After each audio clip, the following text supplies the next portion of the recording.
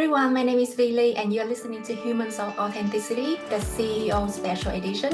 Our guest today is Michelle Mason, CEO and President of ASAE, the Center for Association Leadership, and I can't believe that I can have this conversation with Michelle. Welcome to Humans of Authenticity, Michelle. Oh, thank you so much for having me. Would you like to introduce yourself to our listener first? Well, I would say that I am a very purpose-driven, intentional leader. I believe in a future of associations and the impact the associations have on society, and that drives me every day to be of service to our members and the community. I love that. When you say purpose-driven, intentional leaders, can you unpack what that actually means for me? Yeah, I have a very strong sense of service. I'm very much mission-driven, and I really enjoy working in associations because you can have the best of both worlds. You have that service mission-driven world where you're impacting society, something much bigger than yourself. But then associations are entities, they're businesses to a degree, and so you can bring that level of acumen to the organization as well. So when you have both of those, is really the intention behind the service that we deliver, the intention behind the good that we do in the world is very exciting to me. I love how you touch on the business acumen's practice in associations. Is there a project that you are running at the moment or in the past that you can share with us to elaborate how business acumen should be embedded in association management practice? Sure. My entire career, I would say, in associations has been built on developing new products and services and innovation, change management, transformation to some degree. But I've also had the opportunity to serve in almost every capacity functionally, from administrative to management, C-suite, and CEO. So I really understand the full scope of associations. But what really gets me excited, I'll say today, is that we know that associations are experiencing a significant amount of change and disruption, just as any sector. And I'm entering my fourth year at ASAE, but shortly after I started in September of 2021, I realized that while we're going through a business transformation, we still needed to develop products and services to be relevant to our members, right? Because our members in many cases are looking to ASAE to go first, to take risks on their behalf, being the professional home for association professionals. So we created what is called an incubator in our for-profit subsidiary, and we have new products and services over the past several years that we've brought to market, such as Ready Me, which I'm sure you're familiar with, which is a leadership development program. We've started a compensation practice to provide analysis on CEO and C-suite compensation. We have an association governance institute that we have rolled out to be the curator of governance content and education as governance evolves in associations. And so from a business perspective, we always have to be thinking about the next thing to a degree, but also how does that align back again with intention to the mission of the organization to deliver value and relevancy to members. That's really exciting. As a participant of the Ready Me program, I've learned so much, not only from the content, but also from the way the program is facilitated, the connections with new participants in the programs. I've learned a lot from that program. Thank you so much for providing that for us. I'll just add this to innovation like that. The incubator is also a tool or a channel for, again, non-dues revenue, community building, increasing membership, and just overall visibility of brand in the sector and beyond. So there's so many byproducts to creating incubators within associations. I agree with that. Now I'm curious, talking about association management, we always have what we believe is the current resource and capability internally. So how do you prioritize your resource and effort to make sure that you meet the daily operations as well as dedicate enough resources to nurture the incubators and new innovations? Yeah, it's a really interesting question. It's a good question, so I appreciate you asking it. We have the 501c6, ASAE proper. We have the 501c3, which is the Research Foundation, and then we have a for-profit subsidiary where we take a lot of risk, right? That's where the incubator is housed. In terms of prioritization, my approach to leadership and management of the organization is one of a team-based approach, right? But it's also an enterprise-wide approach where, to the best of our ability, and we're not perfect, it's not a perfect science, we're communicating across the organization and collectively identifying the priorities that are important to our members. And we work with our board, we work with our volunteer leaders. It's a team-based approach. So how does that show up on an annual basis? Well, in November, we have what is called a leaders retreat. And so we have our board, we have our volunteer leaders. I believe you might have participated in the leaders retreat. This year will be in St. Louis. And so we look at the strategic framework of ASAE, and we sometimes dig deeper into a particular area that is of importance to get feedback from our members, our board, in terms of what's important to them. And it's a very engaging process. Last year, we engaged over in Washington and we did this unconference approach, which was phenomenal. And then the next day, the board will go into a workshop session to say, okay, here's what the volunteer leaders said. Okay, what does this mean? How does this drive strategic focus for ASAE? And then the staff after that meeting will review the volunteer leaders' feedback, the board feedback, and then bring a framework or recommendations back to the board at its March meeting for discussion, approval, feedback, additional insights, and most importantly, priority identification. So it's really a collaborative approach. It's an enterprise-wide approach. It's an approach where we engage our members, our volunteers, our board, and we can then start to see collectively the strategic focus of ASAE. We also take that work and we drill it deeper into the organization, again, working with our volunteer councils and committees and groups of that nature. So it's a framework to guide their work on behalf of ASAE, because that business line alignment is critical and it's extremely important. And we ask ourselves, if it's not aligned framework, then why are we doing it, right? Where does it fit? So we have to start asking the right questions. So this year, our fiscal year starts September 1st. And so for our fiscal year, we are focused on 4 strategic focus areas: artificial intelligence, workforce development, conscious inclusion, and strategy and governance. And so those are the areas that guide the work of the organization. And as I shared in November, we'll say, okay, are these areas still the appropriate ones? Do we need to tweak them? If yes, then we'll make those changes in partnership. And if not, we'll continue to focus on those areas as we drive the agenda and the mission forward within ASAE. Thank you so much for sharing your approach. There are 2 things that I love from this. First of all, I'm hearing that co-creation approach. In the way that you bring the volunteer leaders to join the strategic discussions. I am the chair of the Small Staff Association's Advisory Committee, and I look forward to this experience. I've heard so much great things about it. But I guess personally, because I had the opportunity to join these conversations, all of a sudden I feel that, oh my gosh, this is my organization's.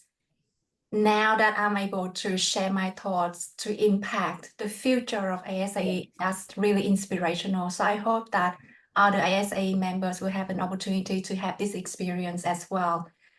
The second thing I love about your approach is, and you mentioned it, the enterprise-wide conversations, because then you can bring in the C366 and the business mindset into the conversations. And I can really see that's how you can sustain the way to go forward. So thank you so much for sharing that. Yeah, thank you. Thank you for your volunteer leadership, because, the Small Staff Association voice is very important too. We know there are limited resources, and having your voice at the table is a significant form of inclusion for us. So it's not just the traditional models of inclusion, it's making sure that voice and your needs are well represented in the organization as well. That's great. Thank you. Now, go back to your stories. What is the one thing in your stories that you've shared so far that you love the most about yourself? I think what I appreciate is the fact that I am able to work with so many diverse members, and to your point, co-creating and building that ASAE of the future.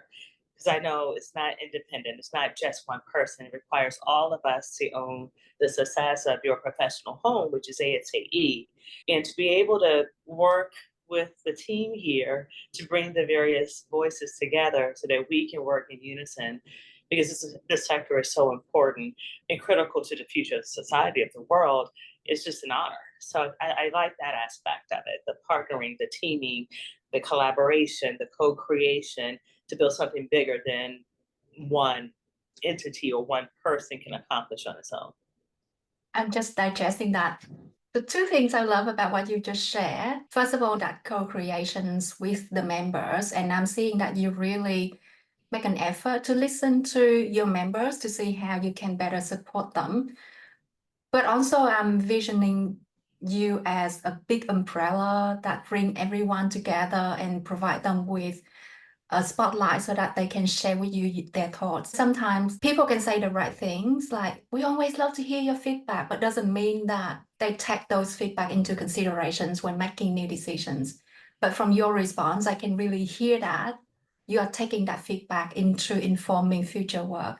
So thank you so much for sharing that. Now, as a CEO, do you have a mantra in your way of showing up? I thought about that prior to our conversation. And what appealed to me about our discussion today is authenticity, right? And so I try to show up being my authentic self to the best of my ability. And there are times when that persona might change depending on the situation. Members like to engage with those that they feel that they get trust. We might not be on the same page all the time, right? However, if you know that I will operate in your best interest through the authenticity and through bringing my truth, then that's how I like to lead. So, I wouldn't say I have a mantra, but I think that for the most part, authentic leadership in bringing your truth with intentionality and purpose to whatever situation to the best of your ability is very important. Is there an example of a time where you had to embrace your truth that you can share with us? Or was there any scenario where your truth was challenged that you had to make a point and explain your positions to the rest of your audience? Yeah, I think when you are a diverse leader, there are times when your truth is challenged. There are times when your authenticity is challenged. And I don't know if the word is challenged as much as questioned or judged. And so I very rarely lead with the fact that I'm a Black female leader. I lead with the fact that I am a leader. I lead with the fact that I am qualified to do the job. I am a leader and to the best of my ability. When we think about that and we think about today's society and all the things that are associated with it, and it's very important for us to make sure we know who we are and stay within that purpose and that sense of self-direction. This is really cool. I want to go back to that sentence you just said, that you want to lead not just as a Black female leader, but you want to lead as a qualified leader. Is there a story that you can share with us to differentiate the two concepts? Yeah.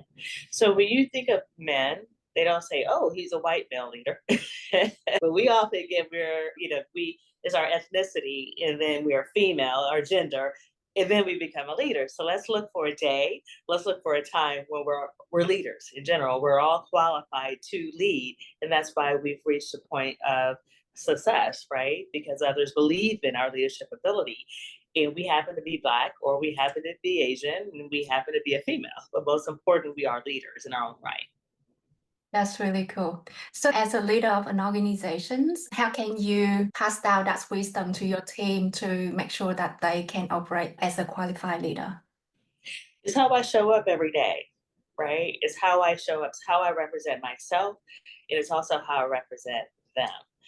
As you know, and you've known me, I'm very much a huge proponent for inclusion, but I'm also very much a huge proponent for the fact that as I just shared, we're all leaders in our own right. It's the table that we set, the example that we set to allow others to come along and be successful as well. So I try to live that. I try to demonstrate that. I try to, as I learn members and what their needs are, I try to understand the same for my team and be the example and hopefully make them proud. That's really cool. That's really leadership by examples. Let's move to the second part of the conversations and unpack your keyword. Can you share your keyword with us and what that means for you? Yes. So my keyword is hopeful. And what hopeful means to me is that I am very optimistic about the future. I have a lot of hope and trust in the future, and it's because of leaders like you that I know that our community will be in good shape, in good hands. It's because of the just curiosity, right, to make things better. And I sense that with the young professionals. I sense that with members. I am very, very hopeful and optimistic about the future of the association community, and I am very grateful that I have a platform to facilitate all the good work that is happening beyond my tenure here. So that gets me excited and motivated every day. That is so cool. I want to unpack it a little bit more. Why is it important to be hopeful as a human being? Well, if we don't have that level of optimism, then we know what the alternative would be. So I want to always focus on the positive. I always want to focus on the hope for the future, the trust and the belief in. So that gives me that aspirational view is more important now than ever before. So I believe that drives innovation. I believe that drives experimentation.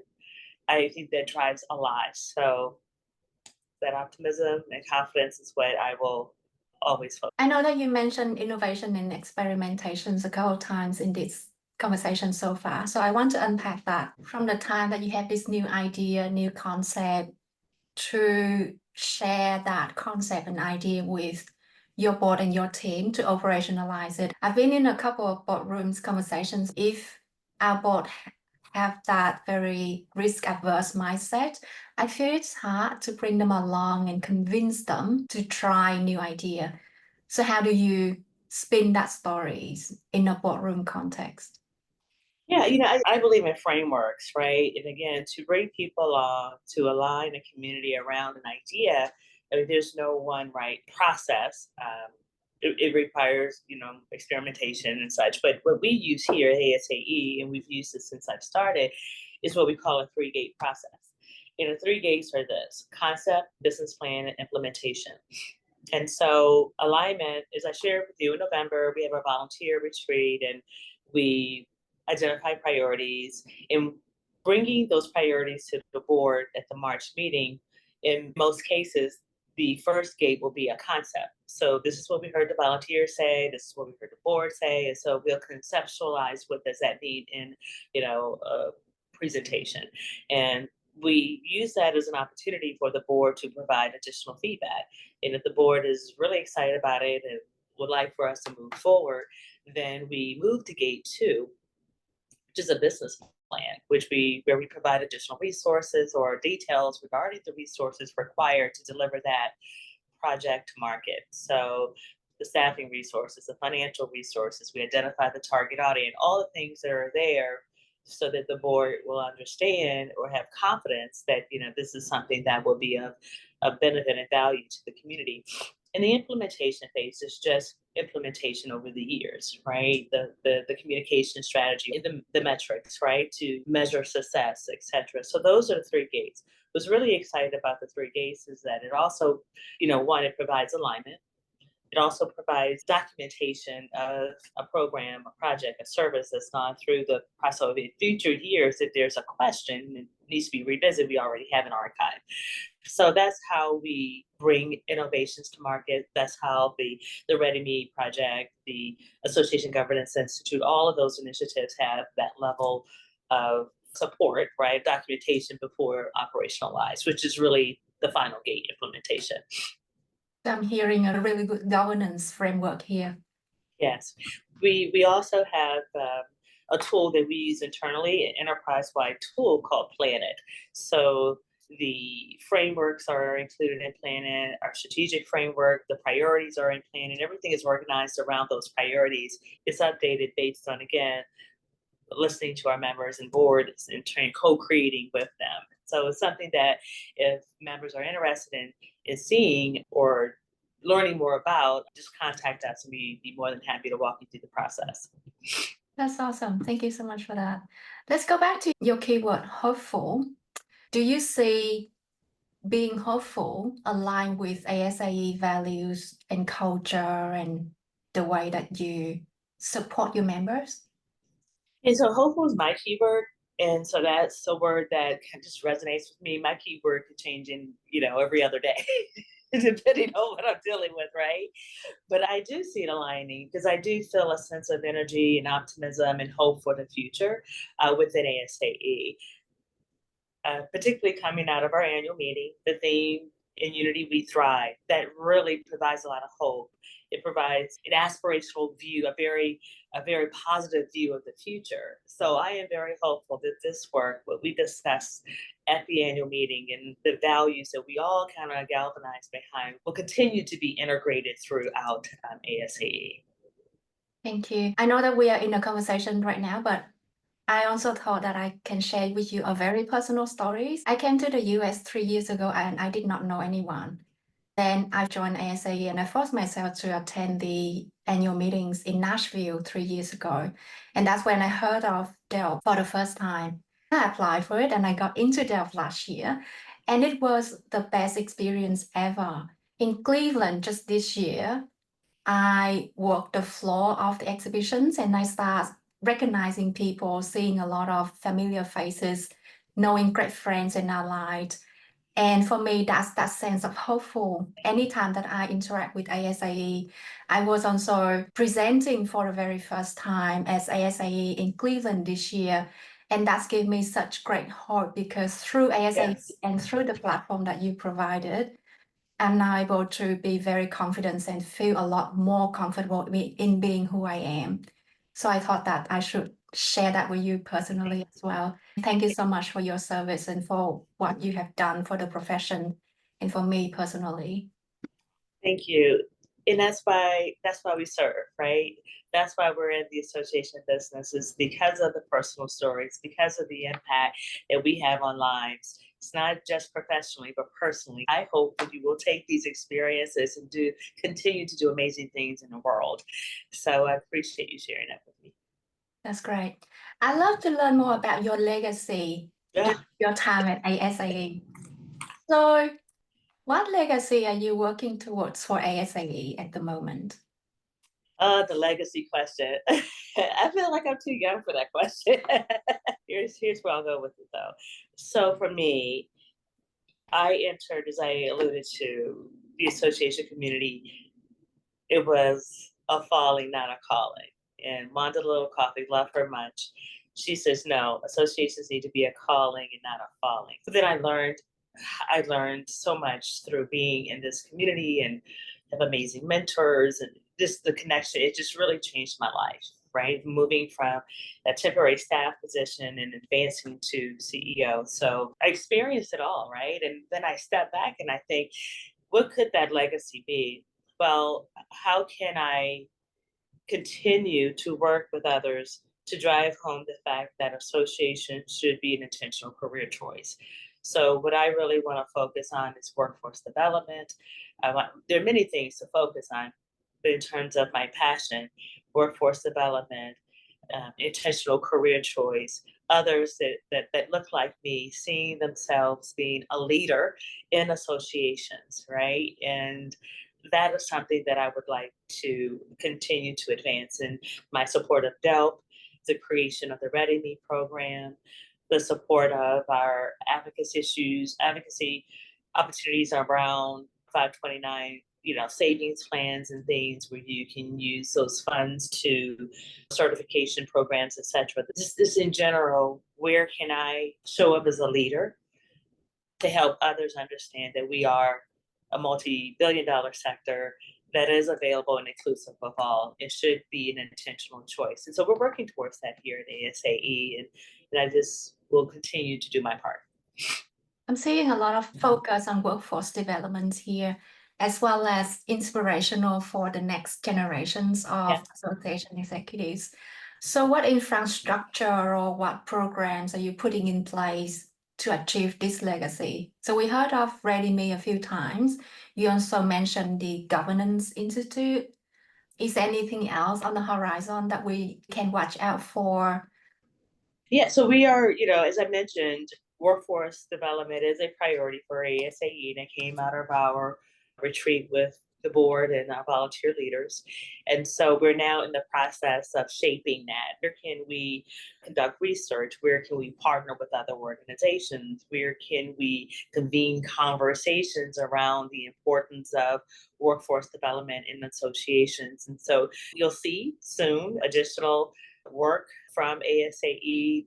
We are very proud of our over 20-year history with DELP and the strong metrics we have there. We have 2.5 years in with the Ready-Me program. We quickly recognize that DELP is a very competitive program, and so we have so many other leaders. We have a responsibility to develop, and that's why the Ready-Me initiative is important, and we'll continue to support it, as well as based on what we're hearing in terms of the needs from our members, and not just our members, but the organizations that they serve will evolve as an organization to address those opportunities. That's really exciting. So now I'm curious, looking at what you have achieved so far, what is your proudest achievement during your time with ASAE? I would say my proudest achievement is to build the team that I have today. I enjoy working with them every single day. I'm very proud of the success they had this, past annual meeting. And that's when I just saw how they showed up and worked together enterprise-wide to deliver. So every time that they are able to work together and not only work as a team, but also grow professionally, that makes me really proud to be here to support them and to support their success. Culture is so incredibly important. And that's one of the major lessons that I've learned since being in this role. Something that is really hard to articulate, but once you're in it and once you see things working in unison to the best of the ability that you have, not everything is perfect, it's a pretty special outcome. That's really cool. Now, talking about the best of the ability that we have, we're all humans. There are things that we are extremely good at. There are things that I am still working on. As a leader of the organizations, how do you know when you tap into their strengths, and how do you know to help them to work on their areas of improvement? Yeah. I think it's observation, obviously, and listening, and to truly understand and giving them opportunities to succeed and opportunities to fail. And then when they fail, how do they address that failure? How resilient are they? Those are things that can't be taught, right? Those are things that are experienced and you grow from. And for me, how I approach it personally for myself is that I learned early on as I started to advance into the CEO role, and I realized that I'm the orchestrator, not the subject matter expert, right? And being that orchestrator and not the SME allows me the opportunity for the team to show up and do what they're uniquely qualified to do, and it's supporting that level of success and hearing their ideas and encouraging to bring a better version of themselves to the organization. And that's an action. It's not just in word. And I also tried to show up with them in ways of saying, I don't have the answers to this, so let's just kind of co-create, right? Let's have to figure it out together, and giving them the ability, the opportunity to run with it. And that's all that they need sometimes, is just to sit down and be heard, and just that opportunity to move forward, to bring their thoughts, their value to whatever it is that we're trying to achieve together. So I had to learn how to do that. I took strength finders, and I learned that I'm very much an executor. I've always been, but I've had to we're all learning, step back and allow them to show up. And they're just doing a phenomenal job. So we talk about priorities together. We go back to the strategic framework. We understand how does this fit into the business strategy. And once we've covered those areas, then it's like, how do we get this done working in partnership? Thank you so much for sharing that. Before we get to the end of the conversations, is there anything else you'd like to share about being hopeful or about your legacy with ASAE? I appreciate that question. I am just grateful to be in this role. I'm grateful to meet wonderful leaders like you and support your success. So I am very hopeful for the future in that we're making the right decisions to allow you to continue to shine, allow you to continue to bring your uniqueness, your contributions, your value to help advance the association community. And that's why this is the workforce, the future is so very bright. Thank you for that. Now, this is the last question, and I hope you have fun with it. So, imagine if ASAE were a fictional character, who would it be and why? Oh my gosh, a fictional character. Who would it be and why? Oh, fictional character. That's pretty interesting. Wait, you got me on that one. Who would it be and why? I gotta think on that one. I have to think on that one. It just doesn't pop up. I think ASAE would be a character that is more of a mosaic of different personalities, different thoughts, that people can truly see themselves in and being a part of. It has multiple colors, a variety of colors, a variety of shapes, a variety of forms, but you all feel a sense of belonging, a sense of place, a sense of I find my tribe, regardless what version that you bring of yourself. So, what would we name that character? We got to think about that one. I could definitely see a piece of artwork. Thank you so much, Michelle. This is the end of the episode. Thank you again for your time and sharing your stories and wisdom with us. My name is Michelle Mason, and you are listening to Humans of Authenticity, the CEO Special Edition.